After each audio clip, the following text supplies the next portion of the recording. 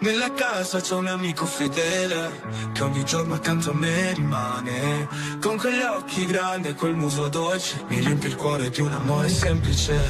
Amore a quattro zampe, non c'è niente di difetto. Il mio cuore batte forte solo quando ti vedo.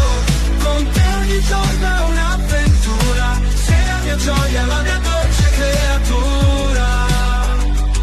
Ti vedo correre nei prati, felice e leggero, come se il mondo fosse solo